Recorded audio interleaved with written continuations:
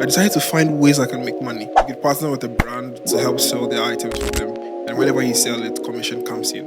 Affiliate marketing, that's another way to make money.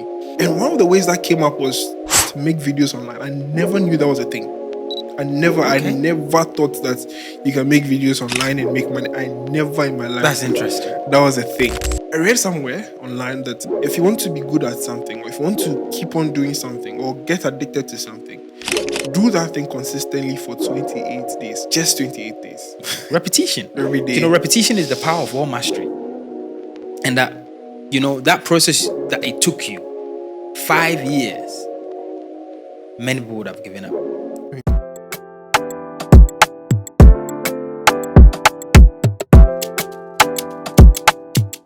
Okay, ladies and gentlemen, welcome to Connected Minds podcast.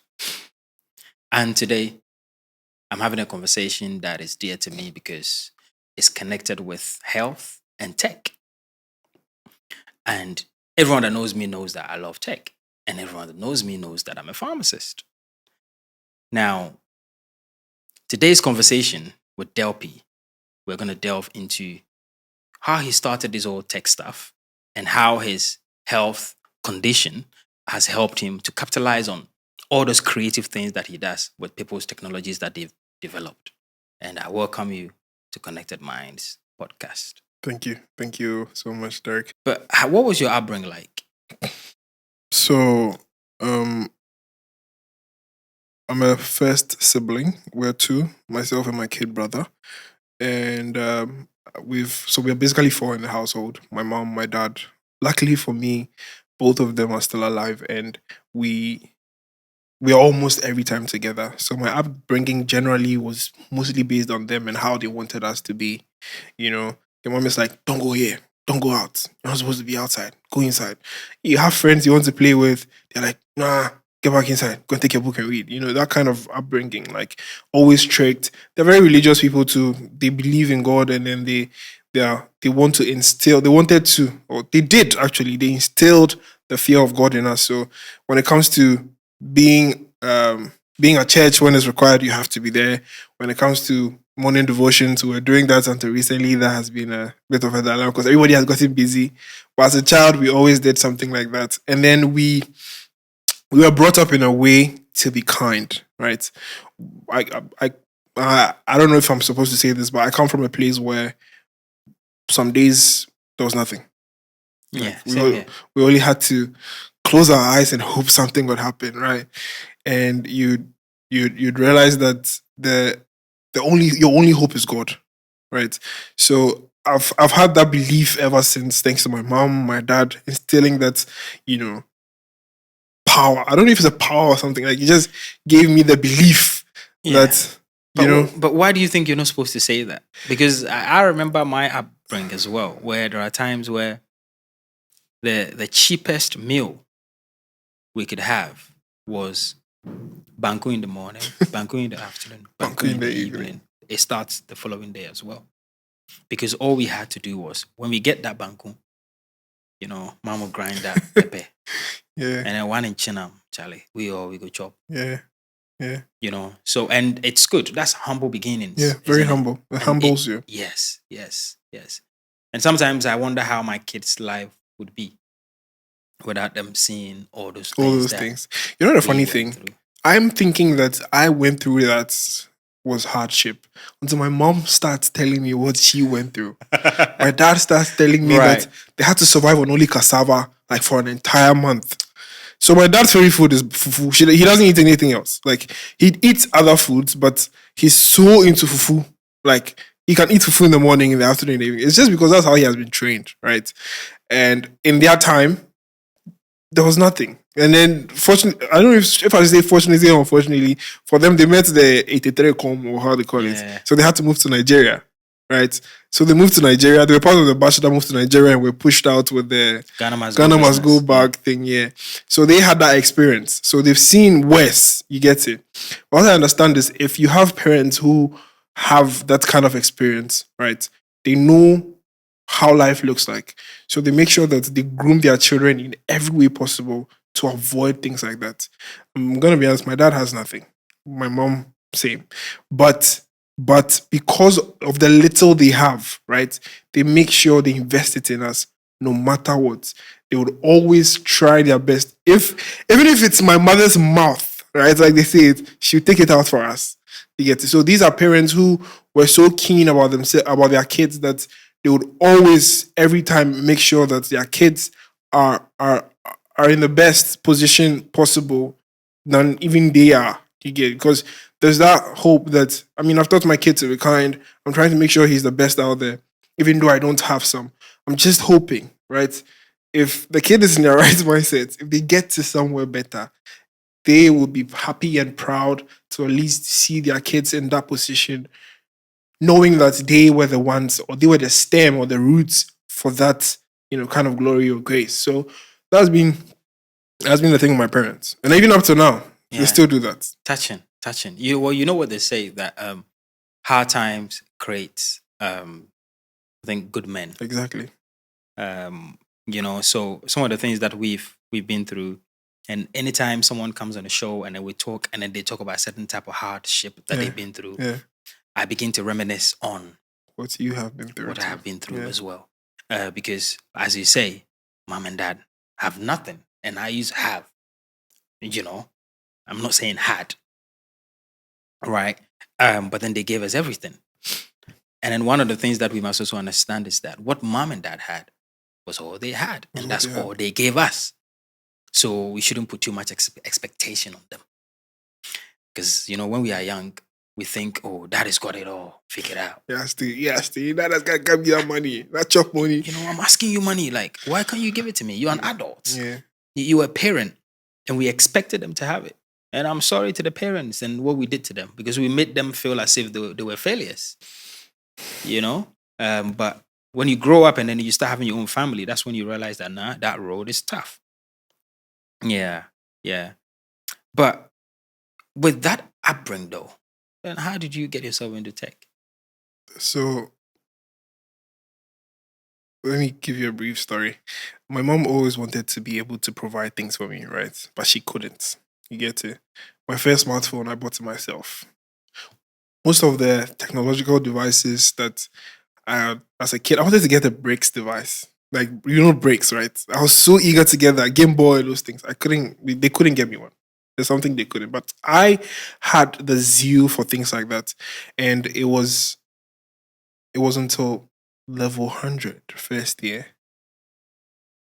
Then the desire for technology really manifested itself, right? In Accra Polytechnic. That's where I went for my school. So since my mom wasn't able to do those things, she felt bad, right? But my auntie gave me a laptop. She was leaving to the US. And then she gave me a laptop. This is the laptop I use to go to the university. Because you're going to university, everybody needs a laptop. There's that analogy. And I'm grateful to her for that, because that's changed everything. And when my auntie gave me that laptop, because my mom was scared, I wasn't in school yet. I had to work for 1 year to get fees for the university. So I was teaching. I taught in class 2. And my auntie gave me the laptop prior, like a whole year before the school. My mom took the laptop and hid it. With the intention that if I spoil that laptop right now, because she was scared that she won't get the money to buy a new one for me. So she hid the laptop and put it under my bed, my own bed. And I never thought she'd put it there. Do you get it? So when I was working, something like that happened. We used to sleep under one roof. Like, there's a house we've built, my dad has built, but he couldn't complete it. So we were just under one roof, one roofing, where we were all sleeping. My mom, my brother, myself, and then my dad. Right. So it's until later on when they started improving the other parts, and now it's all done. So that side was something I never thought the laptop would be. So I came out from school. I used to teach, like I said. So I came from school. I don't know what happened. I stepped on the laptop unknowingly. I think maybe somebody went to take something under the bed. I don't remember what happened. All I noticed was I came out from work, came to sleep, and when I woke up descending the bed, I stepped on it and I broke the screen. Ooh, come and see my mom. So frustrated. But luckily, I was working, so I had to take some of the money from there. I think the amount to fix the screen was like 250. So that was like in 2016, 2015 ish. And then she you used some of the money from it to fix it.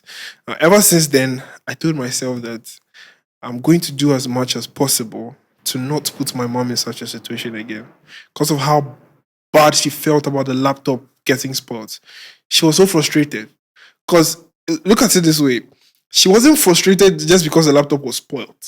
She was frustrated because I might probably go to school and I wouldn't have a laptop, and she can't afford to get me that. And maybe my friends might be laughing at me in school, or my friends might see me as somebody who is inferior, right? And that's what I'm saying. This is the kind of woman, this is the kind of mom God blessed me with, right? So I spoke to myself and I was like, nah, this is not gonna happen.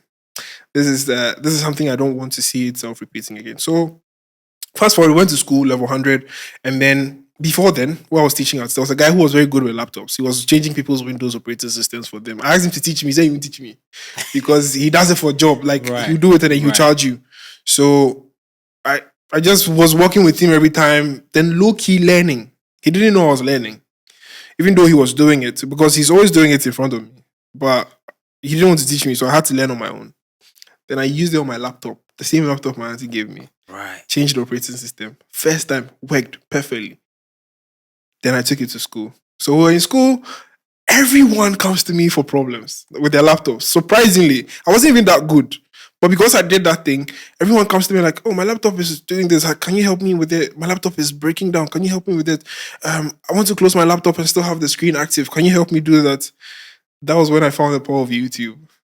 Right. So when they were coming with questions, I was using the search engine as my tool. And even up to now, I still do that. If somebody asks me for something and I don't know, I have no idea. If you know on Instagram, and maybe I'm leaking a secret here, people will come to me and they'll ask me that they have a problem with their phone. All I have to do is just Google the problem, maybe have my keywords right. And the solution is almost every time there. Even if it's not there, to lead you to a way or a route where you can always find a way to do it. So the search engine has been my friend, especially for YouTube, Instagram. It has been my friend ever since.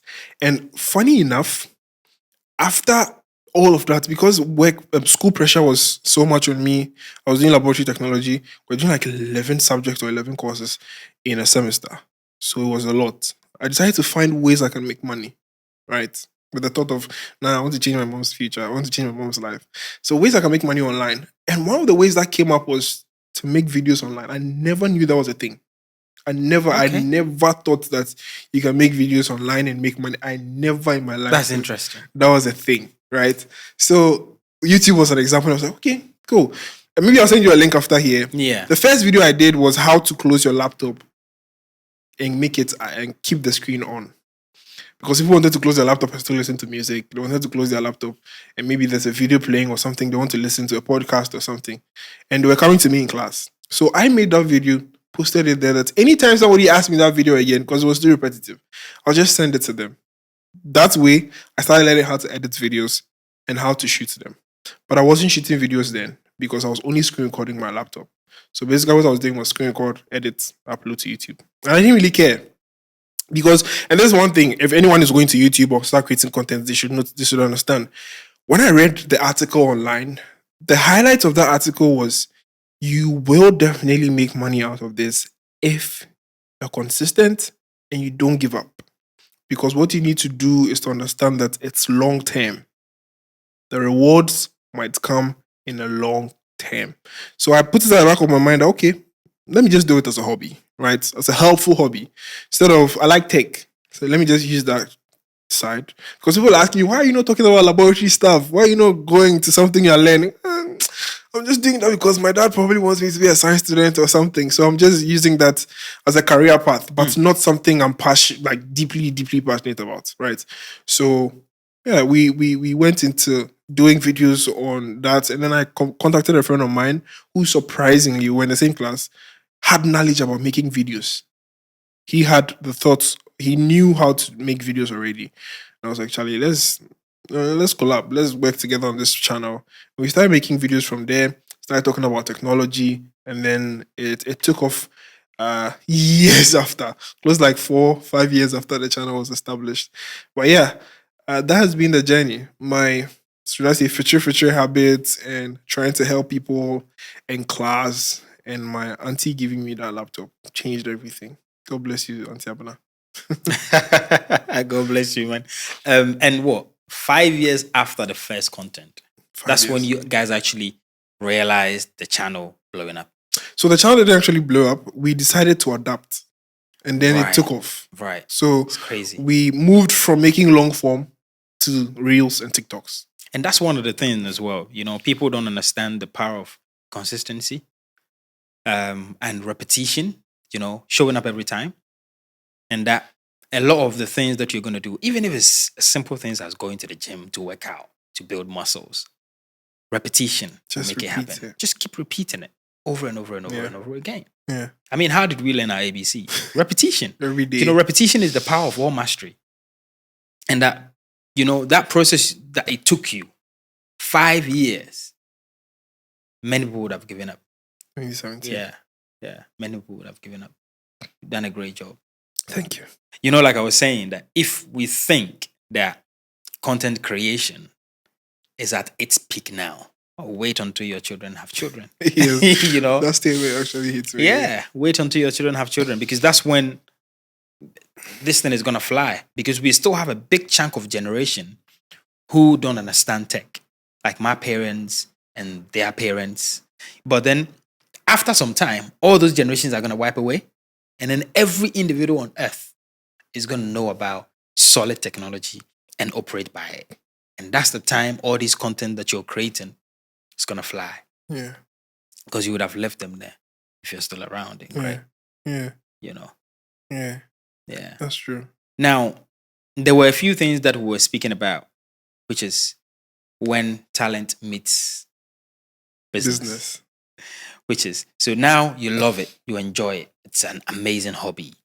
You know, you can't wait to sit in front of the camera to answer somebody's questions and create beautiful content about it.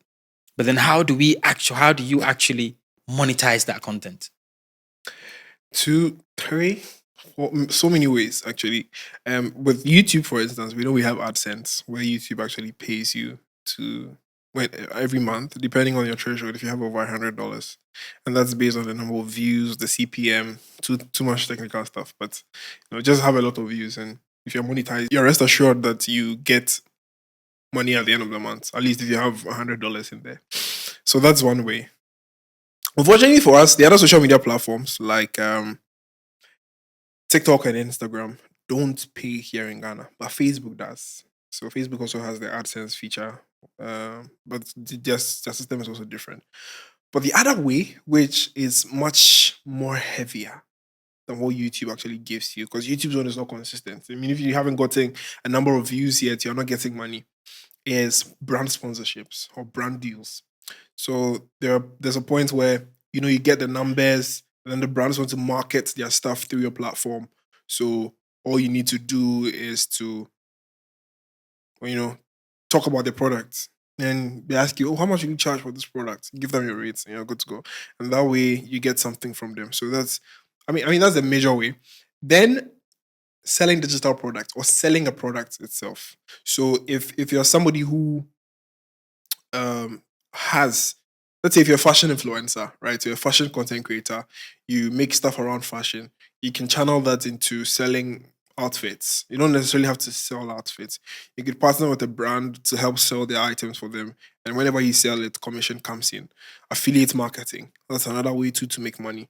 Then there is the digital stuff where maybe as a tech content creator like this, I could make a digital product. Recently, one of the tech content creators, Rick, made a wallpaper pack, posted it, and started selling it. Get it? So you can make things like that, and then just put a link or tell your people about it that you're selling this stuff now. Ideally, I have actually started a partner with someone to start selling smartphones to my audience, because what I realized is they don't really trust people outside. But I have built a platform where people trust me to do these things. I review smartphones. I know how the smartphones work. I know which one is good, which one is bad. So somebody who could easily come to me and then say that, oh, I want to buy a smartphone. Do you think it's good for me? Where can I get it? I'm your guy, right? So that's another way too you can make money. So basically, affiliate marketing, selling products online, and then brand sponsorships or brand partnerships, and then the YouTube AdSense and Facebook thing. Basically, that's how we monetize it. Yeah. So if you recall what I just said, like about content creation blowing up in the future a Yeah. lot more. In fact, tech as a whole. Anytime I do any business, right? One of the things I think about is how do we make this future proof? So somebody, doesn't just come in and then, the whole business that you have just goes away. Boom. Now, how do you make sure that the sort of things you're doing is future proof? I actually have, longevity is what most of the content creators look at. Most, I don't know about other creators, but personally, is what I look at. So most of my contents are evergreen.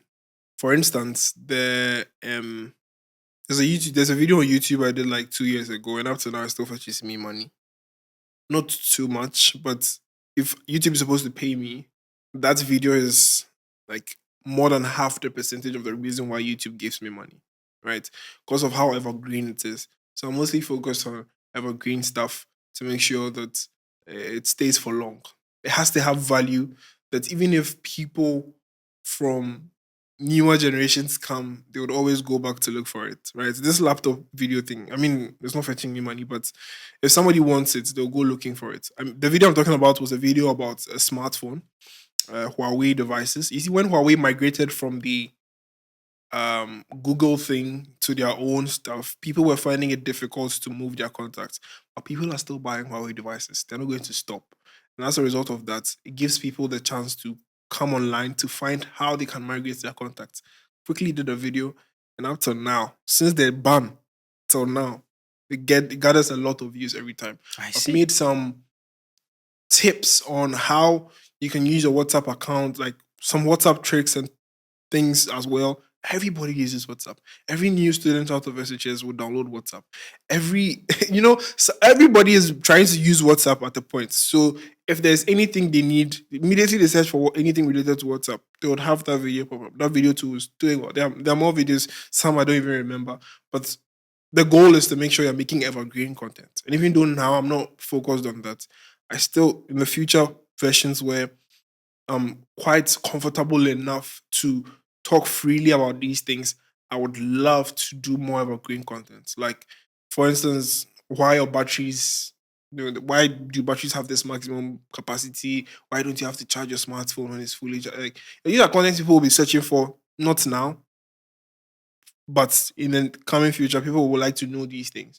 So yeah, basically evergreen content and making sure it stays for a very long time. Amazing. Yeah. And I think really that's it. I watched an interview of yours and you spoke about you having ADHD. Um, and I think it was a live Yeah, it was an actually that Instagram you live. did. Yeah. And I usually don't go on Instagram live to watch other people. But when I saw it was you, I wanted to know who you were speaking with and what you were talking about.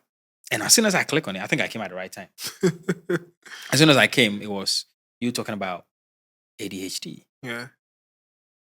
And I wanted to know a bit more. So, I mean, just like the name says, attention deficit hyper. Hyperactive disorder, yeah. Yeah. So basically, what happens is, I mean, generally, I was until this year, I didn't even know.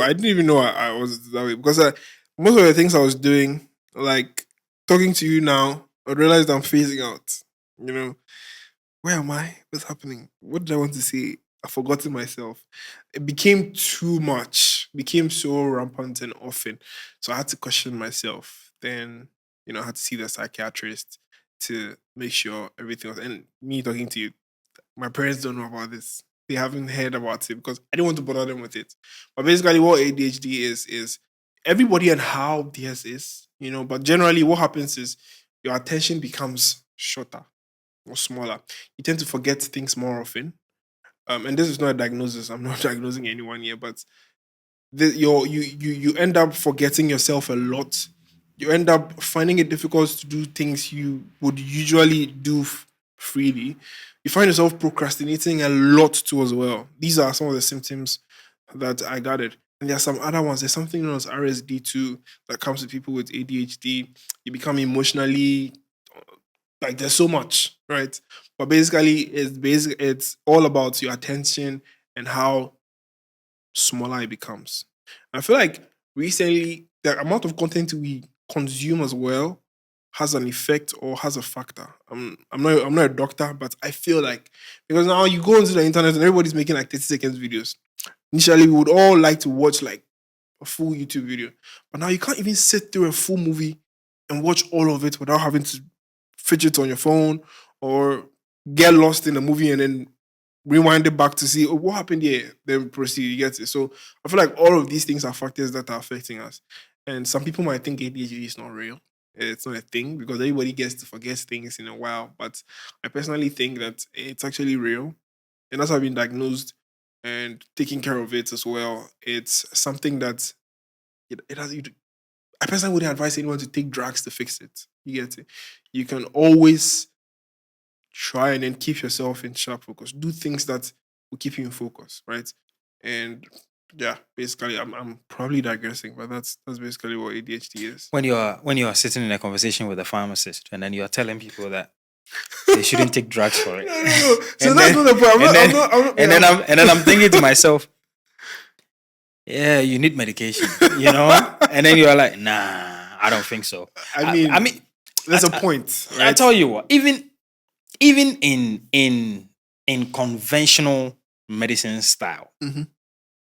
there is lifestyle advice, Okay, and then there is the pharmacological intervention, right, which will be the medication that the patient will have to take. exactly. And then, of course, on top of that, then I give you the lifestyle advice, Okay. right?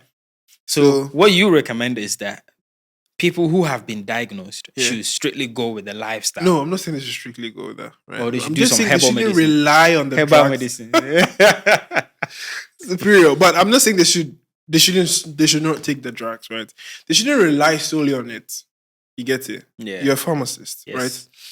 If somebody has ESD, will you advise them to always use Viagra? It depends on the age. So you know the implications that come with Oh, it. yes, of course, I do. Good.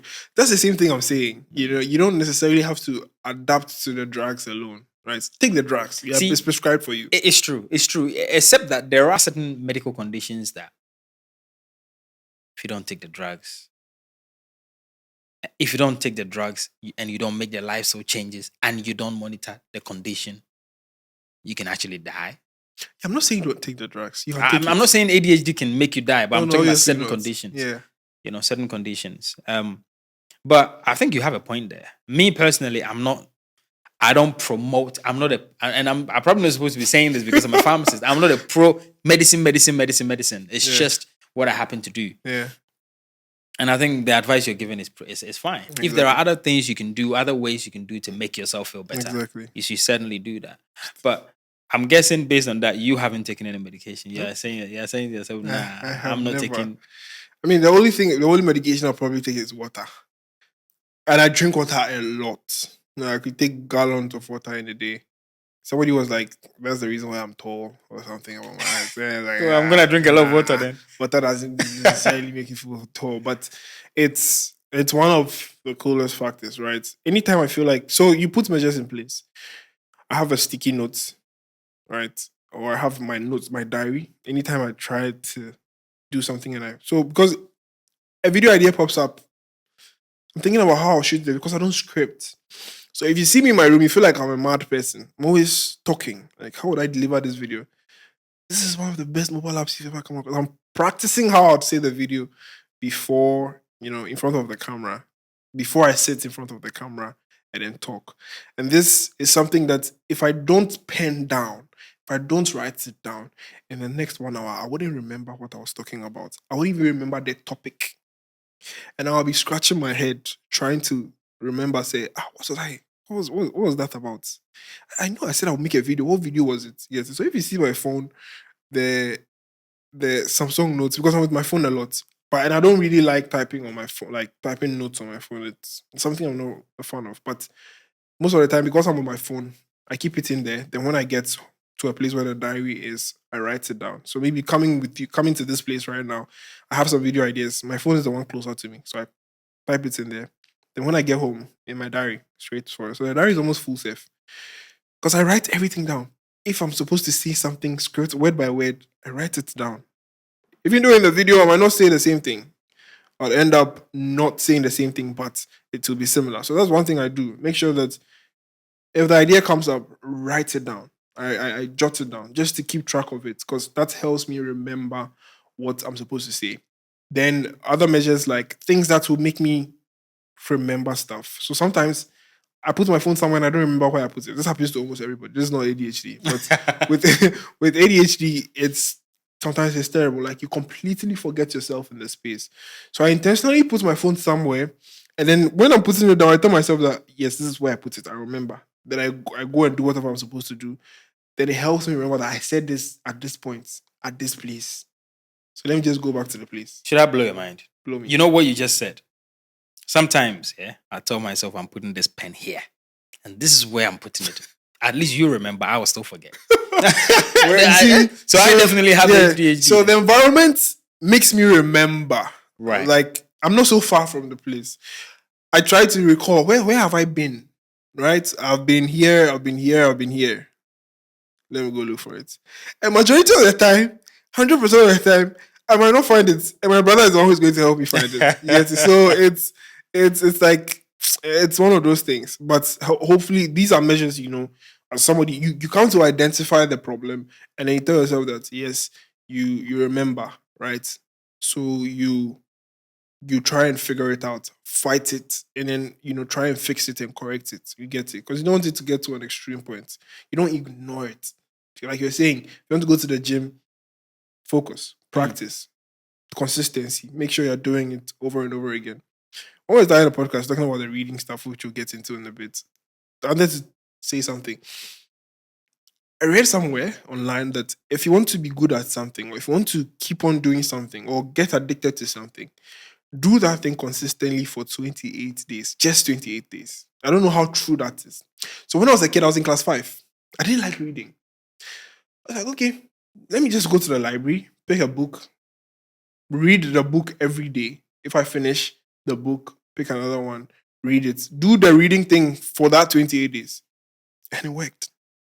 I liked reading books during that time from class 5, class 6, Form 1 until Form 2, when I think the education was, BC was approaching from JHS 3 was approaching and, the thought of BC, laziness set in and I stopped reading a while and then it got off. But testing that theory proved that theory correct, right?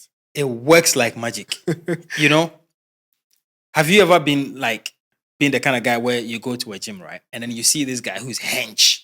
Very buff. And you are like, if I was like this guy, I would probably stop coming to the gym. Like, this is where I'm trying to get to. Now, if you backtrack, you realize that the reason why that guy has got the body he has is because he's come every single day. Yes. Is that day and night? And then you have these rich people who have got so much money. You're like, you have so much money. You should stop. Like, if all I need is, let's say, 1 million. But then they keep going. And the reason why they have that much money is because they keep working at it. They're working every time. Yes. And if they stop, they wouldn't have as much money as you think they have. Exactly. So in everything that we do, we must understand the power of repetition. Exactly. I remember I used to do a tally. Mm-hmm. So when I first started working out and listening to motivational messages at home, as soon as I wake up, I do a tally. Like today, I'm exercising. And as soon as I finish, I do my mark. Then I listen to my message, I do my mark. And I did it for 60 days. Every day for 60 days. And now, if I miss it in a week, maybe I miss it twice or 3 times. But you always go back. I've been doing it. It hasn't stopped. So it works, yeah. And that's why I mostly commend these apps that have the streak thing in there. Not Snapchat. Snapchat is different. Snapchat is not part.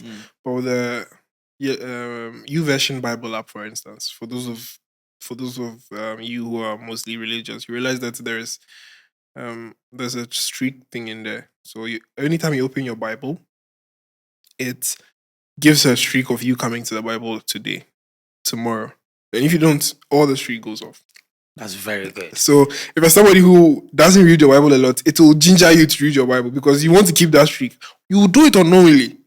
It's not like you really care about the streak, but you not wanting to lose that streak would want you to. It's a check on you. Exactly. It's a check on you, and it makes you follow up. And do it all the time. Exactly. And I'll never let this word leave my mind. Repetition. It's Repetition. the master of like all things that man wants to do. Repetition of any success, any level.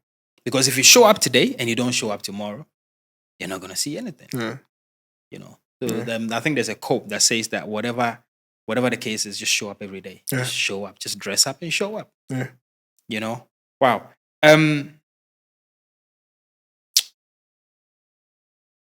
wanted to talk about the level of, discipline, right? That you had to put together to be able to carry on. Because I know you showed up, but then what level of discipline did you require? I don't know. I don't know how to put it, but I felt like I didn't have anything to lose, right? Because then what's the point? Like, if I stop now, why am I stopping? Because in the beginning, I said I started this as a hobby. So why am I stopping? You get it? The only thing that was going to stop me was a natural disaster, like either an earthquake or a flood or something. There are times where in my room, because that's where I shoot my videos from, my bedroom, I realized that I mounted some wood to put lights on just to make sure it looks like these lights. That was the kind of dedication I had. My dad helped me do that. Oh, wow. It was like a Jesus Christ pole, like the cross, right? And then we nailed bulbs in them. Like, I think there were 2 or 3 bulbs in them. Right. Because in my mind, and that has helped me a lot with my videography stuff. When people watch my videos, like, how did you do your video? Your video is very lit. Like, it's crisp. Even when I'm using a Canon M50. People don't expect that camera to have that output. It's not the camera. It's the kind of experience I got from being persistent and disciplined about what I wanted. I know the kind of value or the kind of content I wanted to make, right? So I wanted to make it look appealing, even with the little things that I have. I was shooting with an S7, the Galaxy S7. I was trying my best. I mean, my mom doesn't hate the idea that I'm doing this. My dad is in support of it in his own way. So what's stopping me? All I have to do is to make sure that I don't disappoint them. And your parents, when they decide to support you with something, no matter how ugly it is, they are always that you do. It's nice. This is beautiful. Keep on doing it like that. Morale, So you don't set yourself up to disappoint them, right? You stop. Why did you stop? Because you're not getting views, right? There are people in the same category that you're probably better than. There are people. There are people you've seen make it that you've looked up to. When we started doing this Instagram thing, right? We had a challenge that we are trying to upload a video from the beginning of the year till the end of the year every day without missing an upload. And you know what happened? We didn't start the beginning of the year. It was later until I think March, June-ish. Then we started that challenge where we're uploading every day. We saw a significant increase, very slow, until July. September. Took off. I think in August. With TikTok, not Instagram even. With TikTok, in August, the video took off. Videos took off, started getting followers, 20,000, 10,000 in a day. Straight to 50K on TikTok. In just that 1 month, out of consistency and discipline, to tell myself that, hey, I want to upload a video every day. I even suggested that, let's do 3 videos in a day. Right? Because I wasn't working. I'm not doing anything. I used to work at Baltic, but due to personal reasons and health concerns, I wouldn't want to really convey that here. I decided to come out of the job, right? So I applied for jobs after that. I even had to walk through the sun to send my application. I don't know what happened. I didn't get a call back. Nobody did. We did it several times. Had an interview, luckily, with Zipline. Didn't get a job after like 3 consecutive interviews with them. And then I was like, nah. No, I'm not doing this again. I'm not doing this kind of thing again. It's wasting my time. Let me just invest that time into making videos and making content. 1 week, 2 weeks after consistently putting out videos, I was fortunate enough to be with the media team on Samsung. We won a challenge where I got the Z Flip 3. That was the Z Flip 3 then. Sold it quickly, got a camera. upgraded the gear. Because what do I do with the Z Flip 3? I mean, if you're not supposed to sell it, you get it. So another thing too is out of the discipline, I was reinvesting into the craft, hoping, right? I didn't have any, you know, thing to hold on. So all I had to do was just, okay, this thing I'm risking to buy, this quality I want to get, buying the camera, let me just try and see if it works, right? Let me just hope it works. I want to do this. No matter what happens, I'll go ahead and do it. Kept on doing it, pushing it, doing it, pushing through. I mean, there are times where you upload a video, you have just 10 views. Actually, the video I uploaded before coming here, it's doing poorly. But I don't let it affect me, right? Even though in the beginning you'd have the itch, you just have to understand that you don't always have control over the number of people that see your videos, right? Even though they're following you, you can't force them to watch your videos. So the discipline is like the mindset, the zeal to make sure you're winning, and then looking back at where you're from and understanding that it's either this or nothing. Delpy, Yes, sir. what's your morning routine like, if you have any? I do. I don't think I do, but it's just random, spontaneous. So basically, yeah, if I'm supposed to shoot a video, if it's a day for videos, because I have days I shoot and edit, right, and days for other activities. Because most of the time you have to be at an event, we have a meeting, we want to talk, let's do something. You have to move around. So I have apportioned Mondays as the days I shoot all my videos. Batch film. That's like 10, 12. If I can go 20, I do it. But the sad part with going for 20 videos is because you sometimes forget that you have so many videos you have to get editing. So sometimes you forget. Later on, you remember that, oh, I shot this video. But yeah, basically, I wake up in the morning, the normal things, wash your face, brush your teeth, you know. But before that, my YouVersion Bible app would have alerted me that, hey, you're supposed to open the Bible today. Yeah, so I'm gonna be honest, I've skipped a lot of days recently. I've skipped a lot of, so my streak is even dead. But generally, I'm supposed to be doing that. Read the Bible, get along with the devotion for the day, be thankful, wake up, and then straight to my workspace to see if I have anything unedited, even without washing my face. So then go ahead to wash the face, come back inside, and then start working, looking through emails to see which ones I need responding to. Um, Texting mostly, especially on WhatsApp, because most of my activities are through WhatsApp. So I'm mostly on WhatsApp. Check through the Instagram comments. That's something somebody needs help with. Go to the request because it's very essential. Most of the time, the good stuff are in the request. I don't know why Instagram does that. And even if you don't take care, there's a hidden request in the request.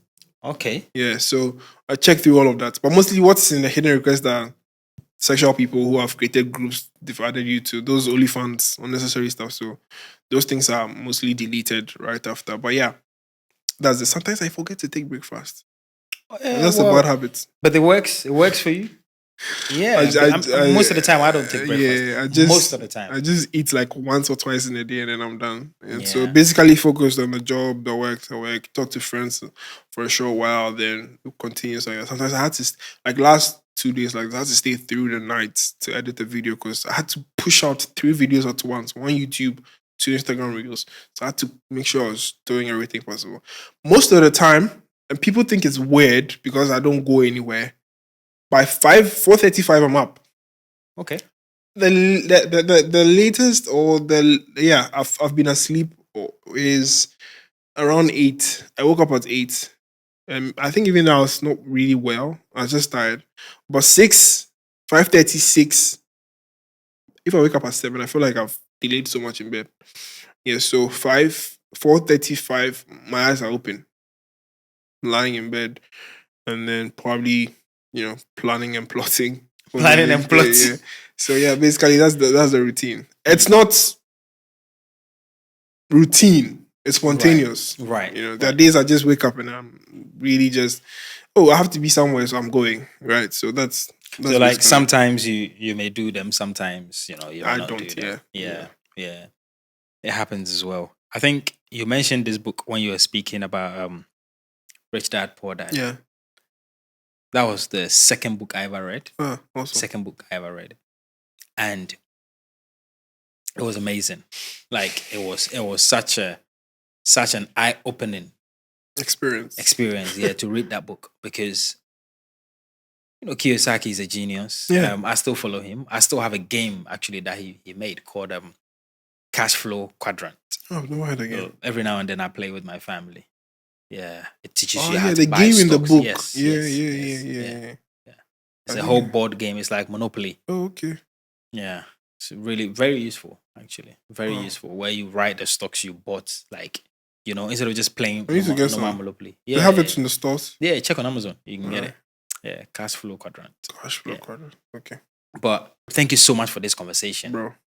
Because what I like about it is the fact that you allowed yourself time from all the work that you had to do to focus on your craft, which is very important because a lot of the time people don't realize that the longer you stay in the matrix, the 9 to 5, the less you can work Yeah, on yourself. yeah, So sometimes if you can just do 2 hours a day at work and spend the rest of the time on what you believe would work for you, yeah. something for yourself, it's more important.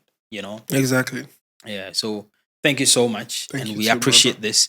And I hope that this pod goes far. People listen to it and then they learn what they're supposed to learn. They sure will. We shall talk more, Charlie. We will talk more, Charlie.